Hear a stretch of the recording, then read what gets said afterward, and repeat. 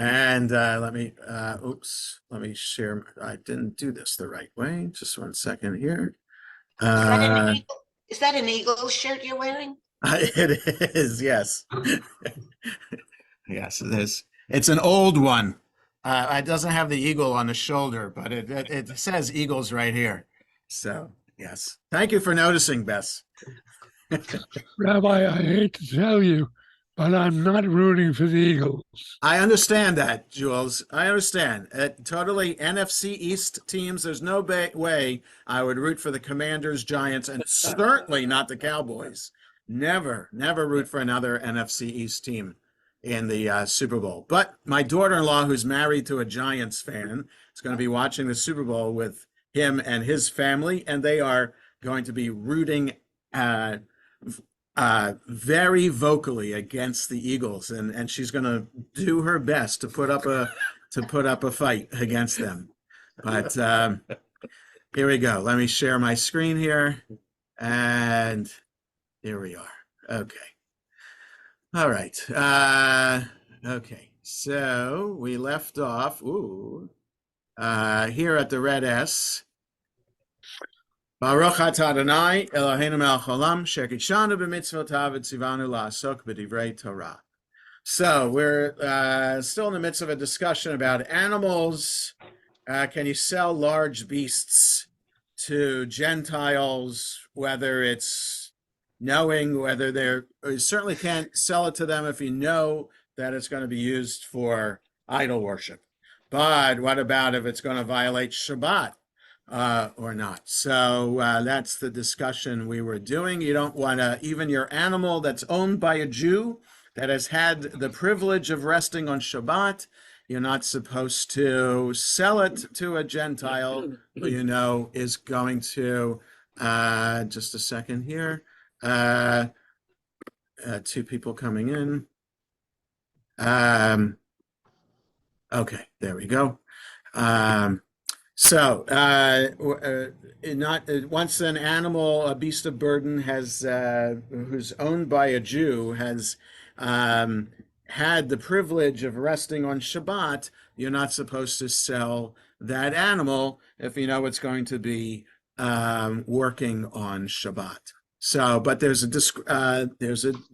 There was a story that we saw that if you're in a community in Israel that does sell large beasts to Gentiles, it's okay. And if you're in a community that doesn't sell it, then you should maintain the practice of not selling. So, Rabbi Zera said, when we were in the study hall of Rav Yehuda, he said to us, learn from me this matter, which I heard from a great man. But I do not know if I heard it from Rav or Shmuel.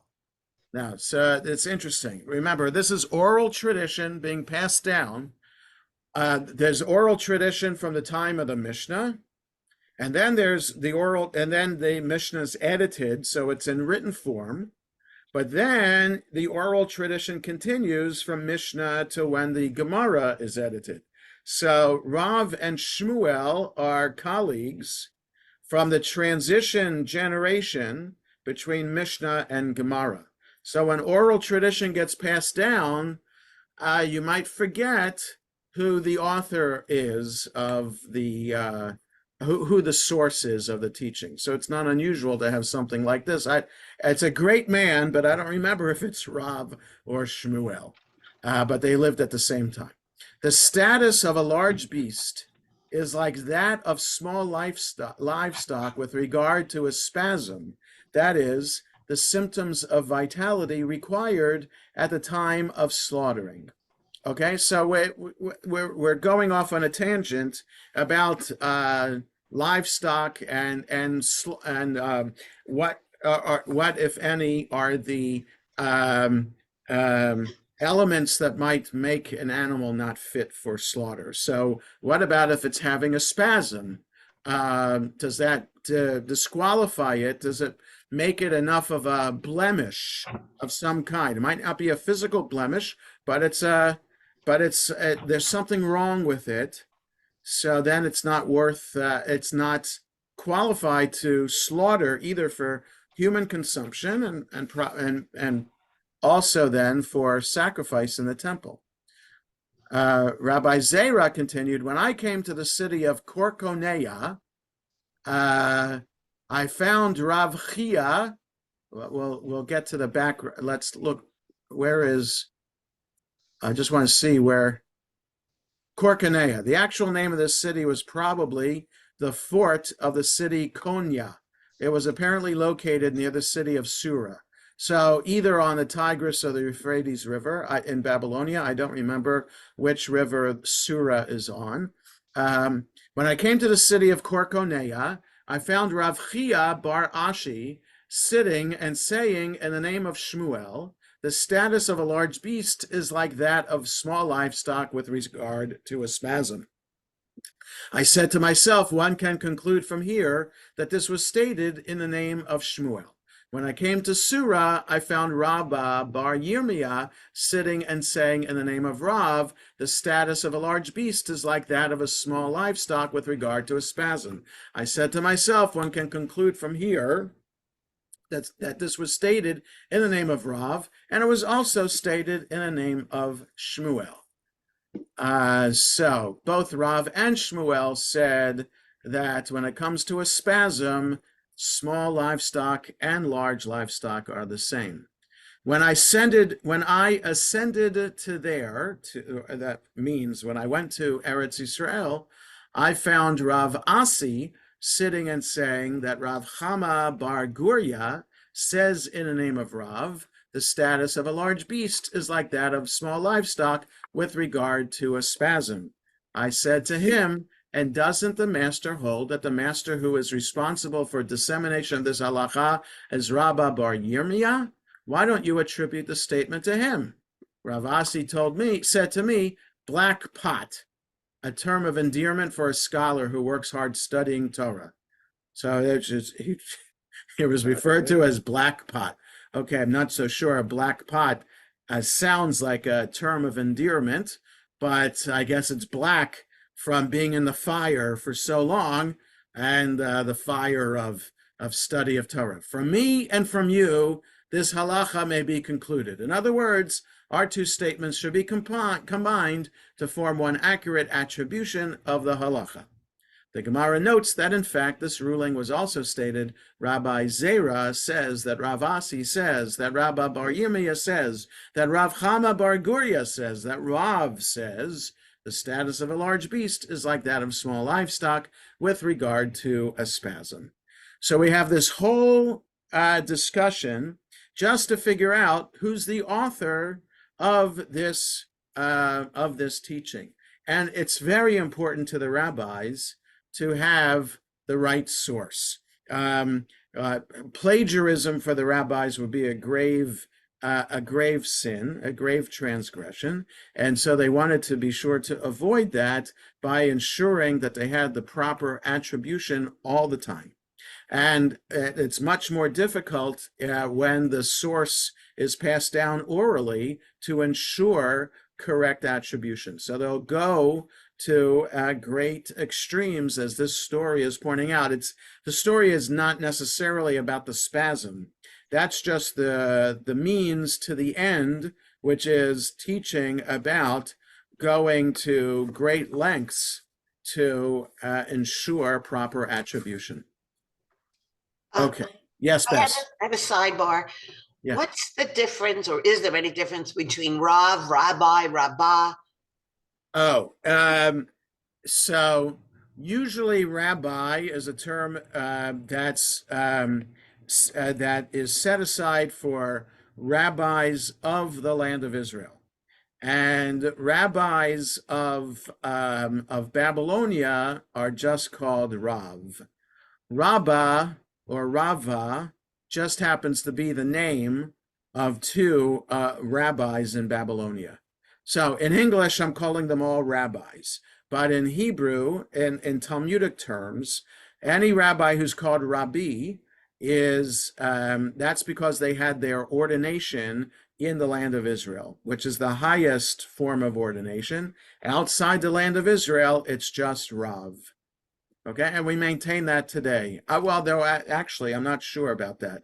I wonder if rabbis ordained in yeshivas in Israel are called Rabbi? That's an interesting question whether they brought back the term. But in the time of the Talmud, there was this holiness to the land of Israel that was maintained through the status of ordination, and that ordination outside of Israel is a secondary, it's a lower tier kind of ordination. And even when everything shifted to Babylonia from Israel, and it was clear that the Babylonian Jewish community was the Jewish community, and everybody around the Jewish world at the time was sending questions to the Babylonian rabbis, they still did not call themselves Rabbi. They're still Rav. It was also that way about setting the calendar. For the longest time, the rabbis outside the land of Israel gave superiority, gave deference to the rabbis of Israel to be the ones to officially say that this coming year is going to be a leap year or not. Okay, so we go on. Yes, Michael. Side point. It's Shmuel. Yeah. He's never referred to as anybody but Shmuel, is he? Oh, right. Yeah. What full name is? I have an encyclopedia of Talmudic rabbis. It would say in there what his full name is, and it's somewhere it says in the Talmud what his full name is and who Rav is. And so Rav is just known as Rav. Yeah. Like Rabbi is Rabbi Yehuda Anasi. So that's who he is. And Rav, because he's the next generation, and he, even though he started in Israel, ended up in Babylonia, that's why he's called Rav. What his name was, I'd have to check in the encyclopedia. Shmuel never gets the honorific. Well, there's some like there are other rabbis who are known by their names and not by their titles. I don't know why that is. Right. Yes, I don't know. I don't know why that is. Okay. So next, Red S. The Mishnah teaches that one may not build a basilica in conjunction with Gentiles.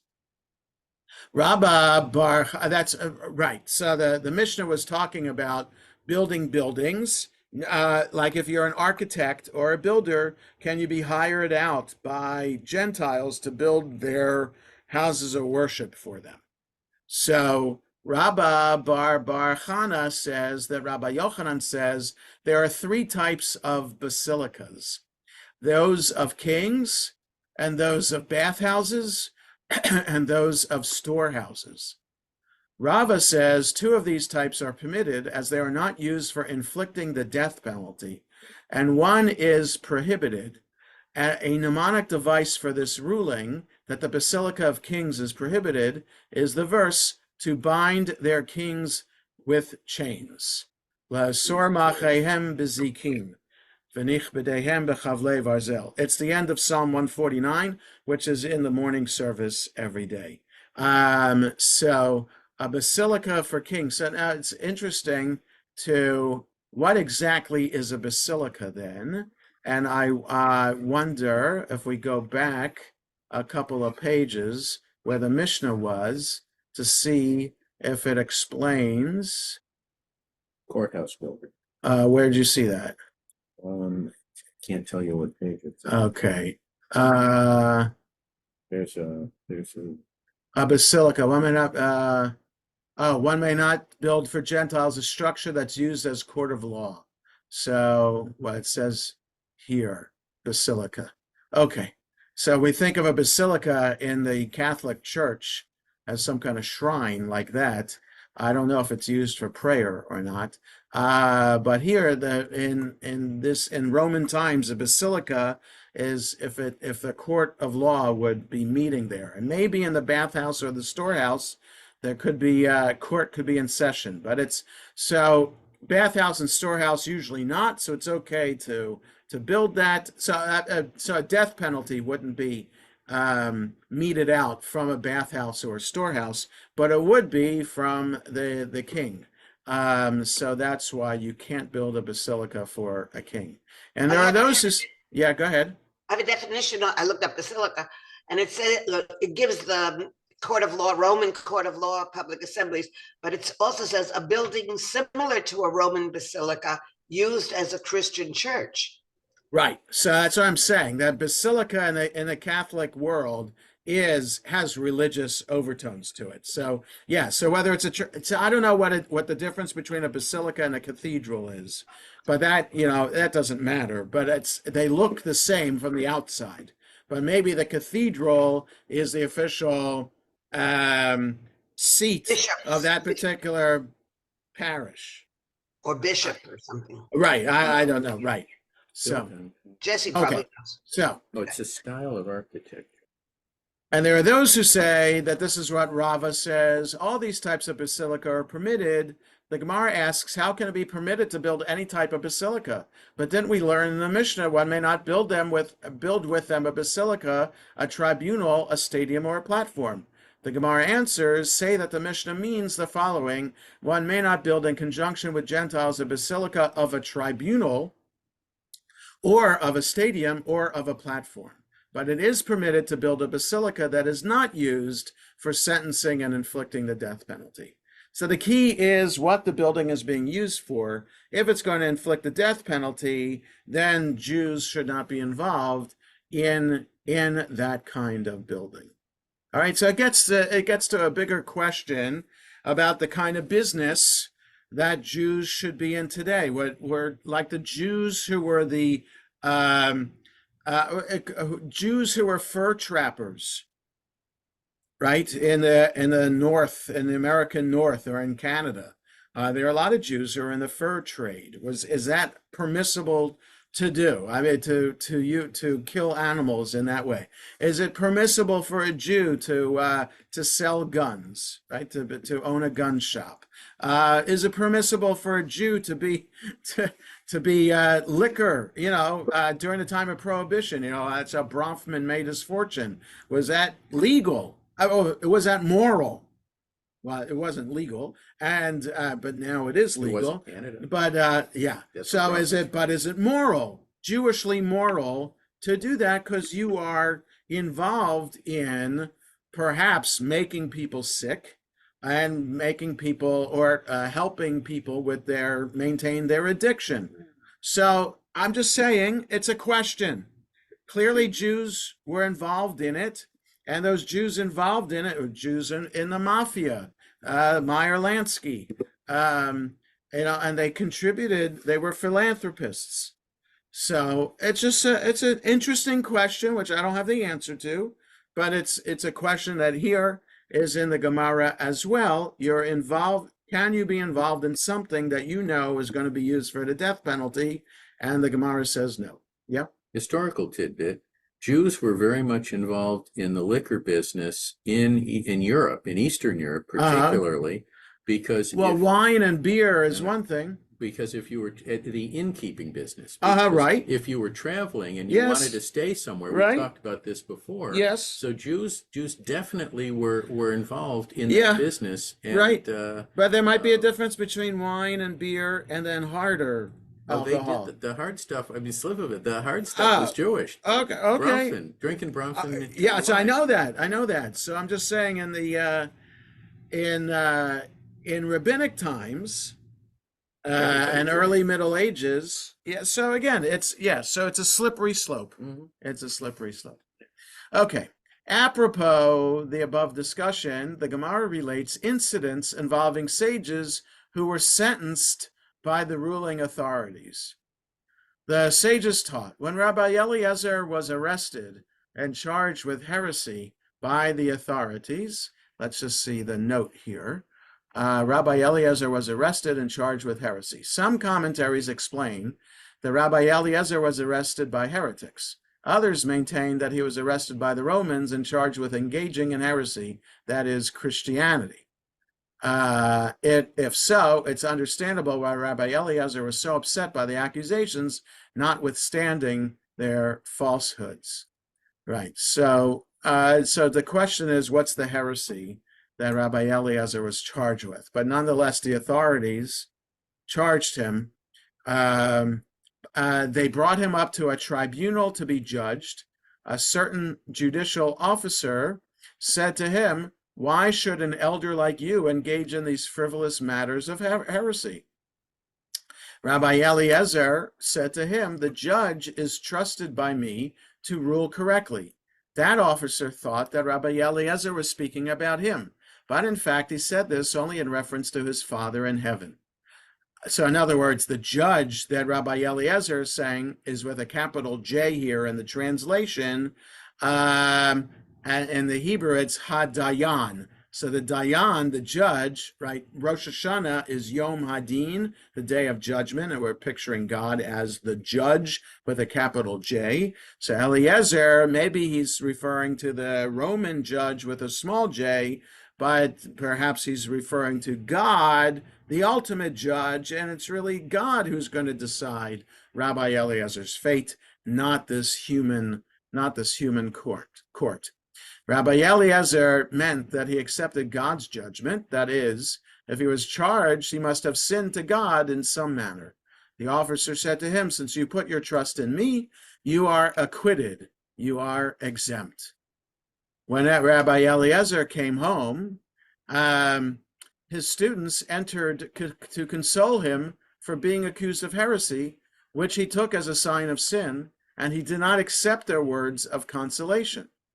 Rabbi Akiva said to him, my teacher, allow me to say one matter from all of that which you taught me.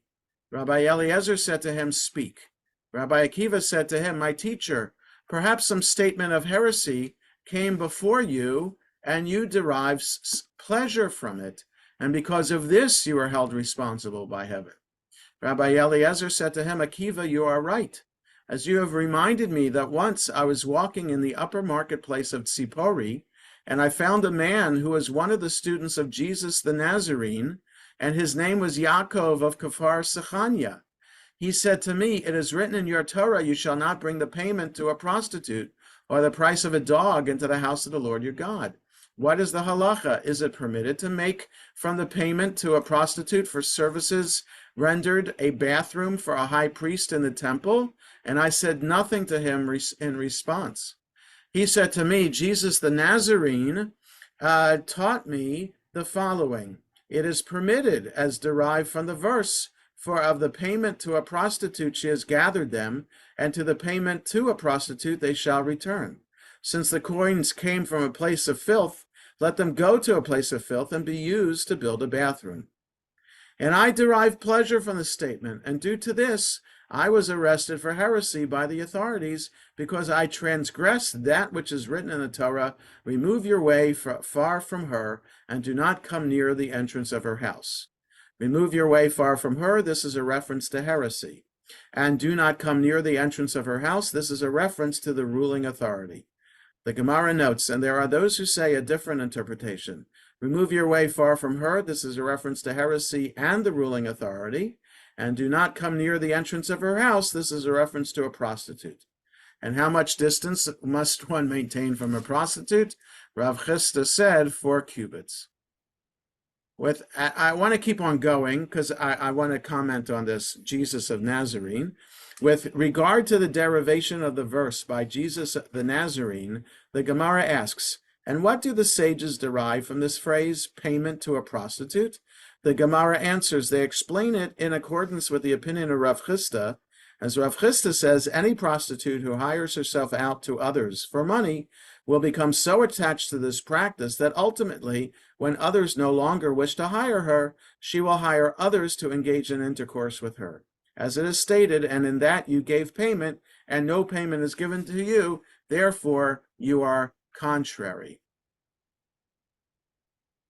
So let's stop here for a moment, and let me comment here.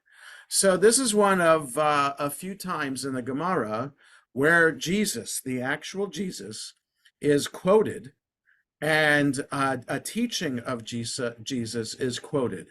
So it says a lot about who Jesus was that the rabbis are quoting him. And so it's Jesus the Nazarene, it's translated here, Jesus HaNotzri. So Christians are called Notzrim in modern Hebrew, and because the city of Nazareth is called Natzrat in Hebrew. Okay, so not Srat, the Tzadi somehow in English becomes a Z. So Jesus the Nazarene, because he's from the city of Nazareth, and Nazarenes in modern Hebrew are Christians. Okay. Secondly, just the idea that so Jesus, so clearly he's not part of the normative Jewish community at the time. So it's iffy. The followers of Jesus, are they part of the Jewish community? Are they not part of the Jewish community? Okay, so here we have a story of Rabbi Eliezer in this town of Tzipori. Anybody who's been to Israel on an extended tour might have been to the city of Tzipori. It's an archaeological marvel in that a lot of Roman-style houses and marketplace and main street cardo and synagogues have been uncovered in their glory, which means the floors of these places are intact. So you see a picture here on the side of the page of the main street of Tzipori. You can walk through this and see mosaic floors of Roman villas and synagogues there. It was a place where rabbis of the time of the Mishnah lived side by side with Romans.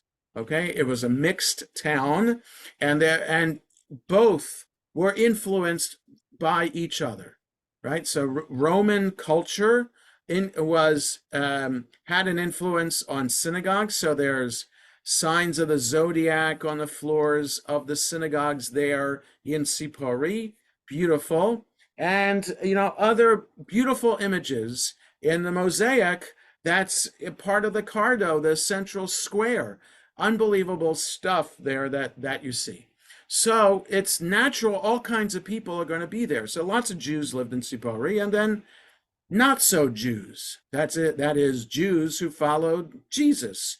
And so the Gemara, knowing, remember, Gemara is edited in the year 500. So Christianity already has a foothold in lots of places in the Roman Empire, in the rabbinic world of the time, and already the Christians were not being so nice to the Jews. So you could understand if the editor of the Gemara left this story out, but they didn't. So that says a lot about what the rabbis felt about this teaching, that it was important enough, even though it was from an outsider, still important to maintain in the Gemara. Now, censors came along and had a field day with any reference to Jesus in the Talmud. So it would be fascinating if the Vatican ever opened up its library to scholarship, because they have one of the greatest collections of manuscripts. So manuscripts from before the time of the invention of the printing press. So printing press 1420s, 1430s, anything before that is a manuscript. And if you can find manuscripts of the Gemara, of the Mishnah from before that time, the Vatican has a great trove of it, but will not allow scholars, especially Jewish scholars, to take a look. But there are other collections. There's a massive burning of Jewish texts in Paris in the 1200s. So because of references to Jesus. And so I worked in the rare book room of the Jewish Theological Seminary's library 2 summers while I was in rabbinical school. And scholars, and they have a great collection of manuscripts there. And I got to see, because scholars put in a request for a particular manuscript to be brought out. And once an hour, I, as the librarian, was allowed to go back and get, you can't go in all the time. It's a humidity-controlled space. So only once an hour can you go back there. So I was able to go back there, find the manuscript, and see the line that was put through the word by the censor of this particular manuscript of any reference to Jesus. Just fascinating stuff. So the midrash, this comment, this interpretation of the verse is important enough that even though it comes from Jesus, it's here in the Gemara to teach a story about Eliezer and what's considered heresy or not. Right. So this is a story about heresy. And is it heresy to listen to a comment or a teaching of Jesus? And so Eliezer was exonerated by the Roman court, and he didn't feel so good about it because there is something about this learning that he did that didn't sit well with him, and Akiva is setting him straight, saying maybe it's this teaching, maybe there's some teaching you heard from that you derived pleasure from, and you liked this teaching. Akiva said, we helped Eliezer remember that he liked this teaching from Jesus of Nazareth. Okay. And so, right. So, and due to this, I was arrested for heresy by the authorities because I transgressed that which is written in the Torah. Remove your way from her and do not come near the entrance of her house. Remove away from her. This is a reference to heresy. Do not come near the entrance to her house. This is a reference to the ruling authority.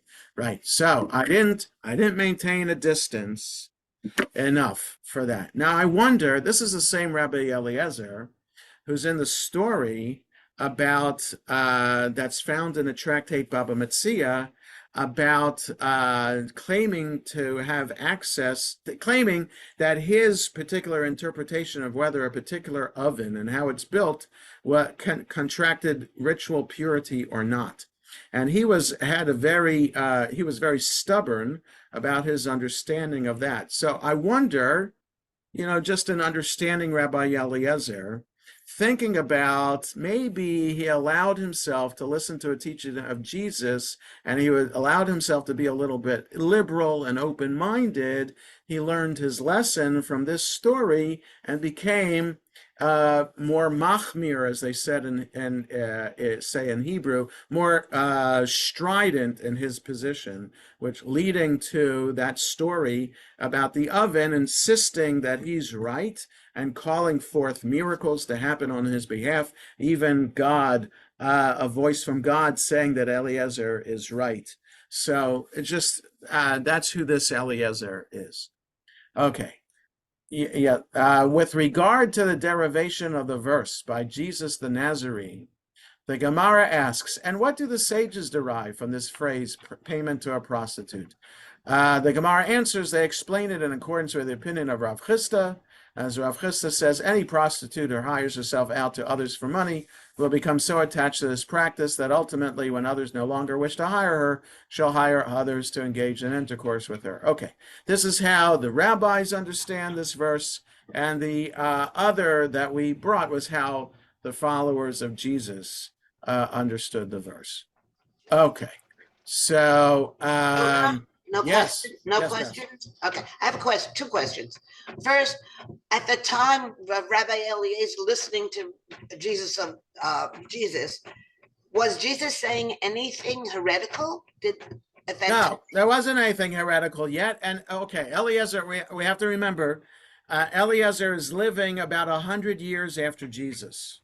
Okay, so the first followers of Jesus were really were Jews, of course, and they were just coming into their own around that time. Okay, so they were still, Jews and followers of Jesus were lumped together by the Romans. Okay, throw them to the lions kind of thing.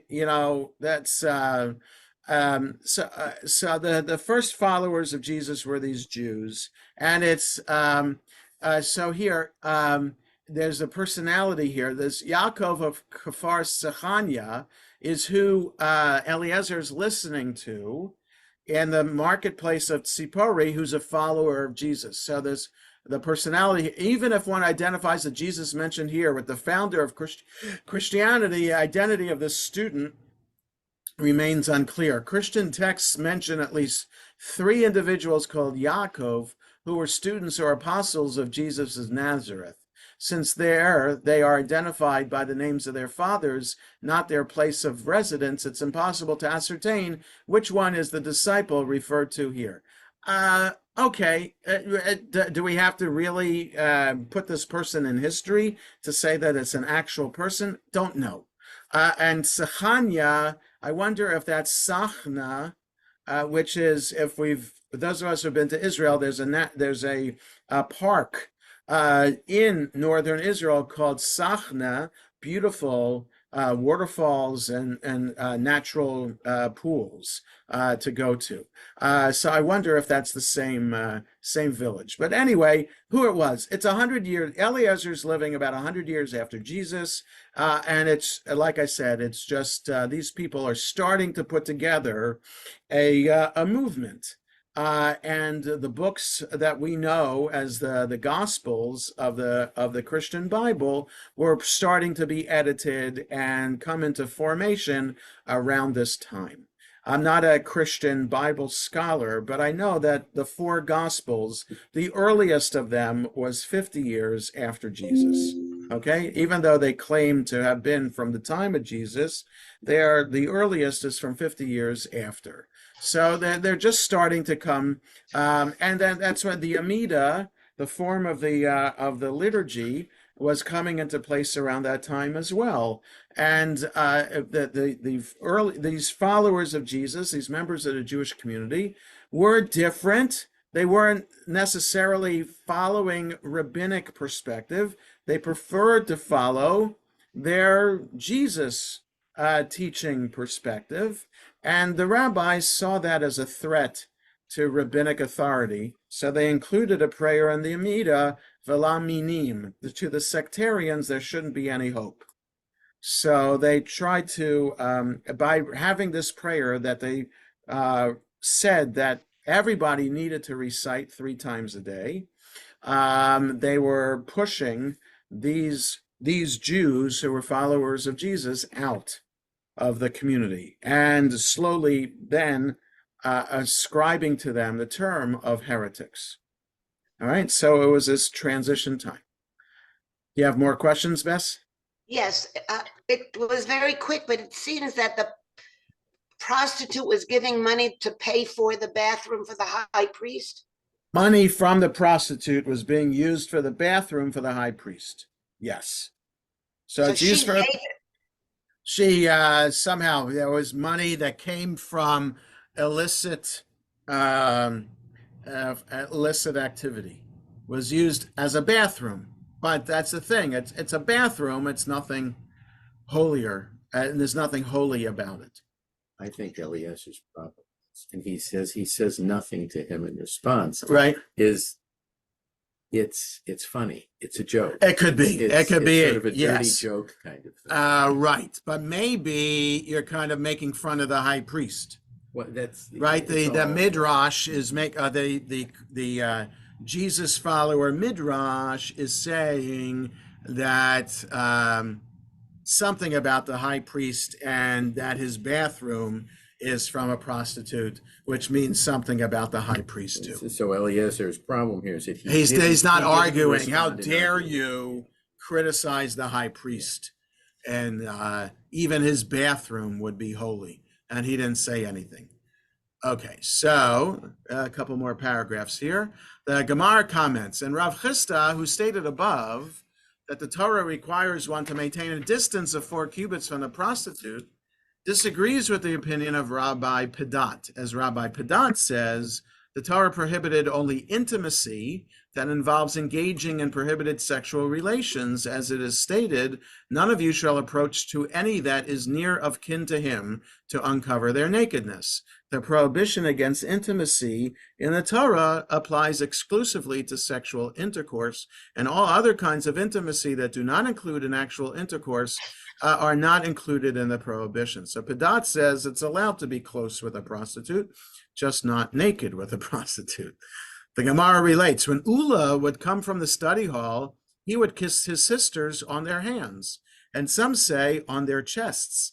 And the Gemara points out that this action of his disagrees with another ruling that Ula himself issued, as Ula says, mere intimacy with a woman with whom one is prohibited from engaging in sexual intercourse is prohibited due to the maxim, go, go, we say to a Nazirite, go around, but do not come near to the vineyard. Just as a Nazirite is warned not even to come into close proximity of a vineyard lest he consume a product of the vine, so too one is obligated to distance himself from anyone with whom intercourse is forbidden. All right, so it's fascinating here what the rabbis are trying to do. Let's look at the halacha here of mere intimacy is prohibited. One may not engage in any form of intimacy with a forbidden relative, whether she's an adult or a minor. This is the halacha even with regard to relatives for which one has no desire, for example, one's adult sister or aunt. The Bach notes that it is permitted for a father to show affection to his daughter and a mother to show affection to her son. Similarly, it's permitted in the case of one's granddaughter or minor sister. Right, there's a question today in ultra-Orthodox circles about how intimate parents can be with their children and their siblings. And so it seems halachically that Ula was okay. What kind of kiss was this on the chest? That's a bizarre kind of thing. But, there's intimate and there's intimate. And it's just fascinating in the course of this conversation about how to respond to heresy and what would be the punishment for not responding to heresy. You get these side comments about intimacy, etc. When Yes. Rav Pista said 4 cubits, Yeah, it's Dalit Amos. you're right. So just don't let him into your personal space. Well, it depends on how close. What is the definition of distance regarding intimacy? So for Chista, better to stay away 4 cubits to not be, because any closer would be a danger. And others were saying closer is okay, because intimate means physically intimate, not geographically intimate. Right, but also within our 4 4 cubits, uh-huh. that's where you acquire, because it's close to your possession. Right, so that's why some concept. might say Yeah. that intimacy is geographic. Others would say, no, intimacy is sexual. Just interesting. It's the same. It is the idea. same. It is the same, but it's for the rabbis, depending what their worldview is about the issue, why would they want to be closer with a prostitute? Why wouldn't everybody say stay 4 cubits away from a prostitute? Everybody should agree it's immoral. It's against God's teaching, against the Torah. So everybody should agree 4 cubits at least. Why would anybody say no? It's talking about sexual intimacy, not geographic intimacy. And maybe it's a way of possibly being open to all kinds of people and bringing them potentially back to Torah. So that a person, even if they sinned, it's okay to be close to them, to maintain a relationship, to say that Torah can still be a part of their life. Maybe that's what they were thinking. Okay. Any other questions or comments? Okay. Let me just see how far this goes. Well, let's see how far we can get. In connection to the earlier mention of heresy and the ruling authorities, the Gemara cites a verse. The horse leech has 2 daughters, give. So the Hebrew, la aluka shte vanot hav. The horse leech has 2 daughters, give. You know something? I want to look that up to see what is a horse leech and what does that mean? And I want to look in a translation of the Bible. Okay. Yeah. This Robert Alter has a translation of the entire Bible. So I have his translation of what's called the wisdom books, which includes Proverbs. And yeah. So this is Proverbs 30:15. So let me just find that if you don't mind. Okay, there it is. So verse 14, a generation whose teeth are swords and meat cleavers its jaws, to devour the lowly from the earth and the impoverished from humankind. The leech has two daughters. Give, give. Three things are there that are not stated, four that do not say enough. Wait, what is the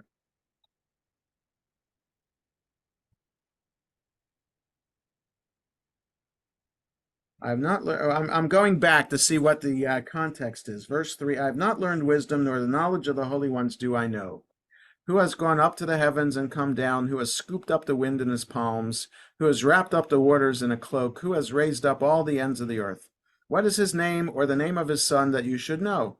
Every saying of God is pure. He is a shield to all who shelter in him. And nothing to his words, lest he rebuke you, and you be given the lie. Two things I have asked of you, do not withhold them from me before I die. Falsehood and lying words keep far from me. Privation and wealth do not give me. Provide me my allotted bread. Lest I be sated and I renounce and I say, who is the Lord? And lest I lose all and I steal and profane the name of God. Do not denounce a slave to his master, lest he revile you and you bear guilt.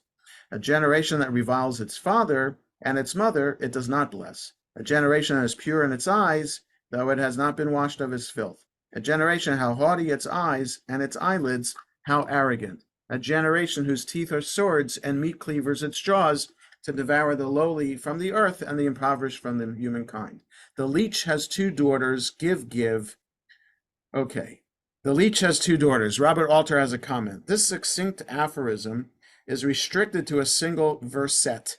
One should probably assume, as most commentators have, that there is an implied human referent, a greedy person or perhaps a greedy woman, because the Hebrew for leech is a feminine noun.